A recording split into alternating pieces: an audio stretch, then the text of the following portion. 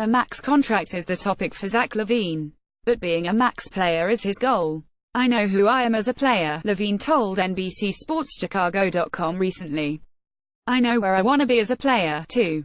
Knowing who you are and being that guy, it's something different because knowing who I am now is not where to be but I'm working toward that. There's never a convenient time for an ACL injury, but the worst time is right before you're traded, right before a long contract negotiation. Restricted free agency is on the horizon for LaVine, as he's eligible to sign a 5-year deal worth $145 million this summer. The Bulls can point to the sample size to suppress his value, knowing only a handful of teams have the cap space to sign LaVine to a massive offer sheet, knowing they'd likely match it.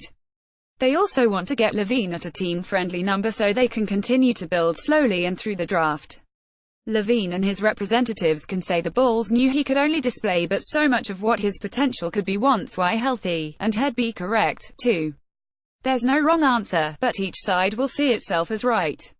He's seen what happened to Isaiah Thomas, going from an MVP candidate in Boston to damaged goods in Cleveland and Los Angeles all in the name of team, and now having an uncertain future ahead. You also have to be smart, knowing if it doesn't happen at this point, you still have to work for it, LaVine said.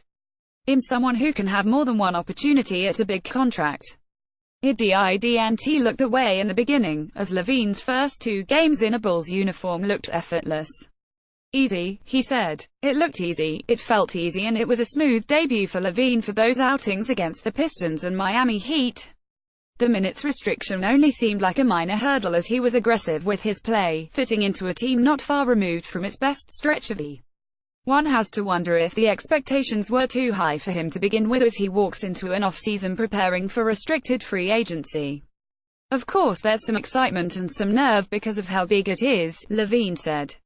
And you gotta collect yourself and worry about what's at hand. What's at hand is continuing to get better going into this offseason. With just 25 games on the ledger, there was nothing he could do short of a minor medical miracle to prove he would be worth a max deal. It bears repeating, he's still 14 months removed from his ACL injury and it usually takes 18 months before a player truly starts to feel like himself. Even he was in store for a reality check, as he finished averaging 16.7 points, 3.9 rebounds and 3.0 assists in 27.3 minutes per game. It got to a point where your legs leave at some point, LaVine said. That was the thing that was really tough. Some games I didn't know how I felt. It's frustrating when you put all that work in and snaps fingers it doesn't come back that fast.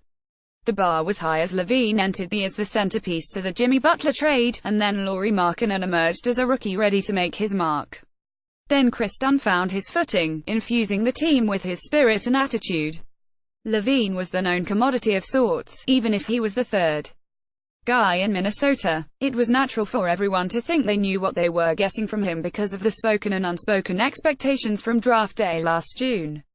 Scoring 14 and then 18 in those adrenaline-filled nights set the bar, and everyone expected LaVine to reach it as easily as he touched the sky during those All-Star weekends where he took over the Saturday night dunk contest. Averaging 22 in February and stealing the show from Butler by scoring 35 in Butler's return to Chicago only confirmed those expectations. Looking back on an up and down, LaVine has the sort of perspective on it that is tough to when battling all the different factors in his face: new team, new system, new body and probably the weight of the world on his shoulders. He didn't have to say it, because it's human nature. He wanted to prove he was worth what he'd be asking for a few months later. I think I did a lot of good things and bad things, LaVine said. There's some bad things I wish I could take back and redo. But you can't do that. Everything wasn't gonna be perfect. I'm coming back from an injury. Being a max player means being a plus defender and efficient scorer, attributes he's shown signs of but hasn't put together. I'm just a year removed. I understand that, but in my own head I don't want to label myself because I think I can overcome it faster than a normal person could.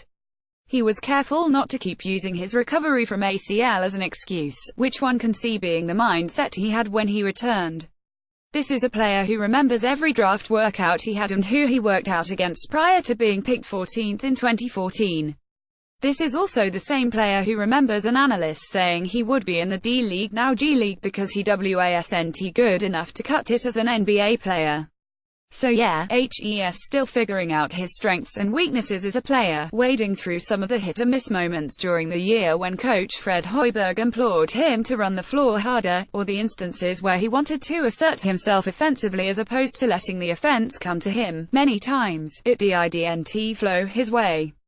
His talents haven't been unlocked. Some of that is physical, some LaVine's approach.